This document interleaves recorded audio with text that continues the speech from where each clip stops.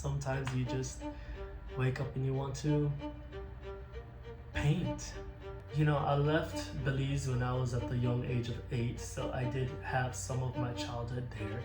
And contrary to popular belief, there are parts of Belize that aren't just island. My name is Harold James Alexander Waight, and I am a Belizean American artist. I've had roommates my whole time here in New York City. I remember one time I had my older roommate Chris, and he walked in on me, and I was just laid on the floor with the paintbrush in my hand and a painter's palette in another hand. And I woke up to Chris, you know, nudging me with his foot, like, wake up, wake up. And I'm like, what happened? And Chris says, this is beautiful. And I say, what are you talking about? What is beautiful? He's like, this, what you created. And I was like, oh, wow, huh, I guess it is beautiful. Creating to me is intimate. And unlike most artists, they will say, you know, creating is basically silencing the noise. To me, it's a little different than that. Actually, to me, it's very different than that. To me, creating is making something of the noise.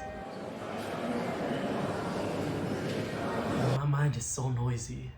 It's like these puzzle pieces of different thoughts and different, you know, obstacles, different questions coming together, and I'm slowly putting them all together. And the more puzzle pieces that I attach, the more thoughts come about, and those thoughts turn into puzzle pieces. And then before I know it, I'm putting them all together, and I step back and I look at the painting and I say, oh, did that just come out of my mind?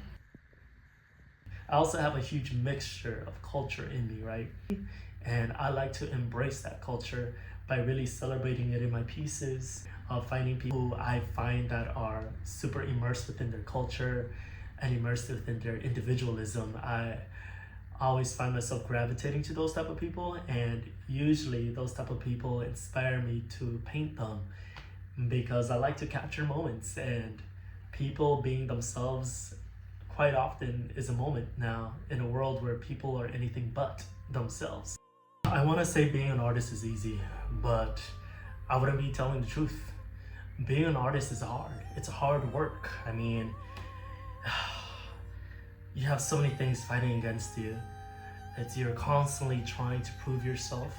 It's not more so letting just your work speak for yourself anymore. It's you're selling yourself, you know? I want to so badly say it's easy and being an artist is effortless. I think painting to me is easy, it comes natural. Painting to me is effortless, but being an artist, it's anything but. I mean, we are just thrown, you know, in a category where you have to be very specific about the word artist, right? Because you have that word that's being used very loosely nowadays, and you know, to be more accurate, I would have to say I'm a painter.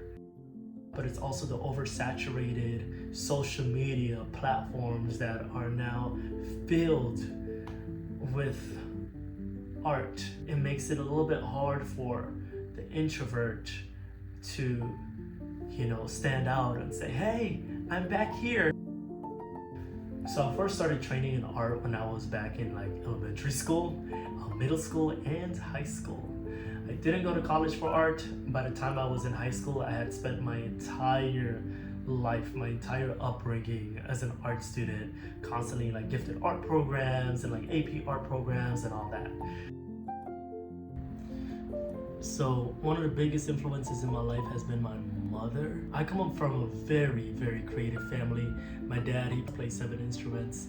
My mom, she was a seamstress and a fashion designer. We were growing up in Belize at that time when my mom would, you know, just scavenge for whatever type of material she could find in order to like really creatively express herself. Because she's always taught me to, regardless of where I'm at in life, to continue to pursue what inspires me, to pursue my passion and continue to pursue what makes me a human, what makes me me, what makes me feel.